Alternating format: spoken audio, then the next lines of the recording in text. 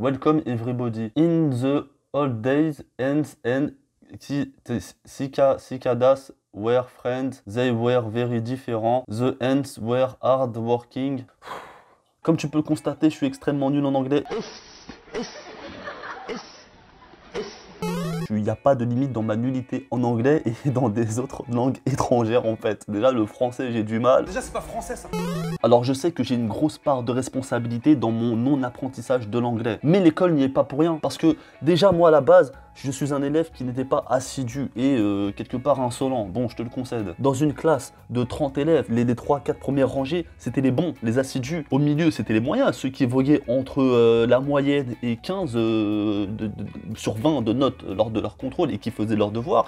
Et puis les 4-5 dernières rangées, c'était les cancres. Moi, j'étais dans la toute dernière rangée, près du radiateur. C'est-à-dire que pour le professeur, niveau indice sur mon intelligence intellectuelle, il y a de gros indices pour te dire que, mec, m'interroge pas. T'es bête ou quoi? Oui, parce que quand tu vas à l'école et que t'es nul, tu te mets toujours à côté du radiateur, hein, c'est un fait, et j'étais ce fait. Ce prof d'anglais, et c'était une dame hein, qui s'appelait Madame Bonifaci, elle le savait pertinemment que j'étais nul en anglais, que je faisais pas mes devoirs parce que je comprenais rien à l'anglais. J'ai essayé de temps en temps, mais j'y arrivais pas. Et son kiff, c'était de m'interroger. Alors déjà, il va falloir m'expliquer pourquoi vous nous changez de prénom. Je m'appelle Anthony. Tu viens, tu me dis, aujourd'hui, tu vas t'appeler Peter. J'ai une tête de Peter. Ouais. J'ai essayé de faire un effort. Elle me disait, alors, what's your name? Je disais, mon prénom, oui, Peter. Ouais, j'étais insolent, je parlais avec un accent anglais, elle comprenait rien. J'ai pas compris. Qu'est-ce qu'il arrive? What profession do you want to do? Je ne sais pas encore quel métier je veux faire. Je fais très mal l'accent anglais. Je parle pas anglais, putain. Bon, pour les filles, on dit c'est des pestes. J'étais une peste en fait. Et un jour, je me rappelle très bien, elle est venue en classe, elle est en train de pleurer, la pauvre. Écoutez, j'ai une très grave nouvelle à vous annoncer. Mon papa est décédé. Du coup, il n'y aura pas cours de toute la semaine. Ah, j'étais à la fois content et à la fois je me dis, je suis peut-être un bâtard d'être content. Parce que je me suis dit, le fait que son père soit mort, c'est triste, mais on n'aura pas cours d'anglais. La mort d'un être humain m'a rendu heureux. C'est noir, c'est glauque, c'est triste. Ah mais moi à l'école c'était n'importe quoi, hein. De la 6e à la 3e, t'es nul.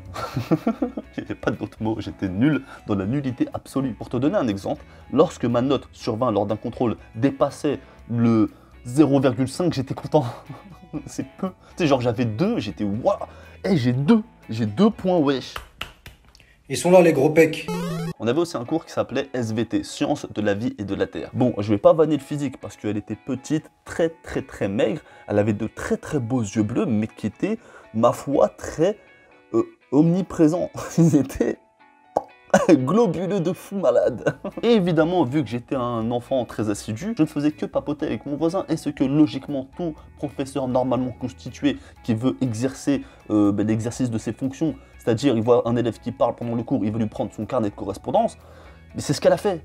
Anthony, donne-moi ton carnet de correspondance. Je lui donne, là je m'en bats les reins, tiens, prends le carnet et tu te le fous. T'as compris? Bref, à la fin, je vais le récupérer, elle me dit, bah alors Anthony, qu'est-ce qui se passe? Et là, je sais pas ce qui m'a pris. Je peux te le jurer, tout ce que je te raconte c'est vrai, il n'y a rien d'inventé, hein. J'ai rien écrit, je te raconte comme je l'ai dans la tête. Tout autour de moi, il y avait mes camarades de classe, donc des mecs et des meufs, évidemment je voulais faire le beau. Et ces yeux globuleux là, ils étaient dans mes propres yeux chinois bridés. Et je te jure, tu me crois pas, je lui dis, baisse tes yeux maintenant. Ah, s'y attendait pas à celle-là. Dans sa tête, elle a dû se dire, mais il est fou lui. Mais ils sont fous ces Chinois. Déjà ils viennent en France, on les accueille. Ils me disent de baisser mes yeux. Et en plus il a 12 ans putain. C'est sorti normal, c'est sorti naturellement.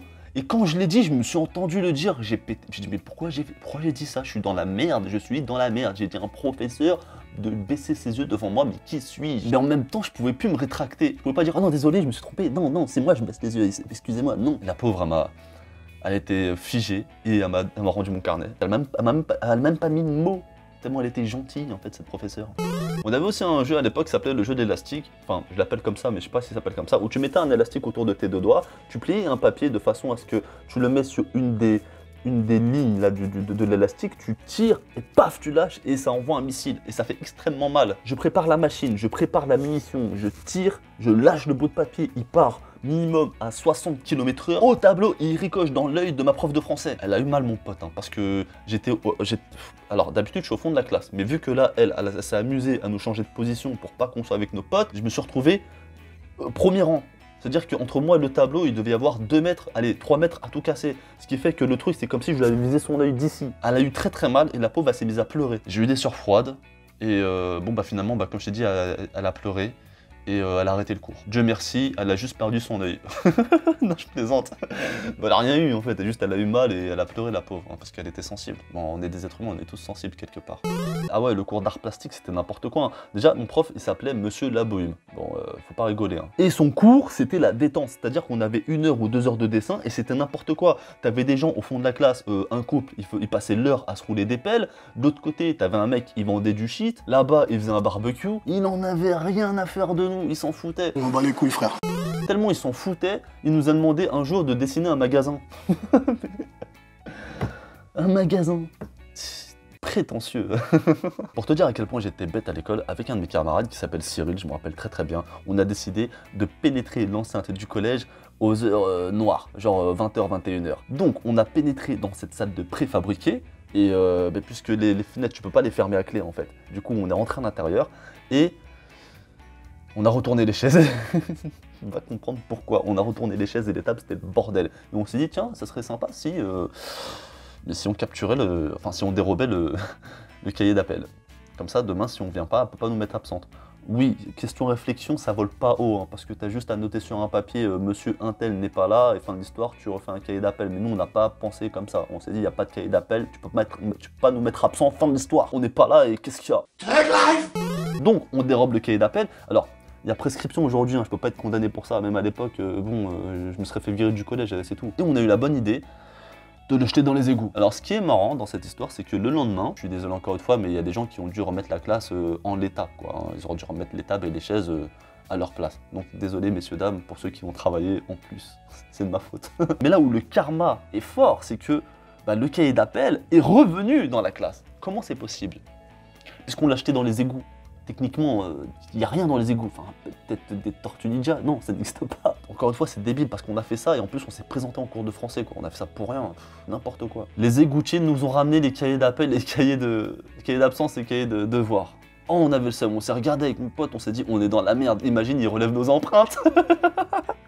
N'importe quoi. Comme si qu'ils avaient que ça à faire, tu vois. Enfin bref, j'avais un petit peu envie de te parler de ma vie scolaire et encore il s'en est passé des choses et des choses et des choses, hein.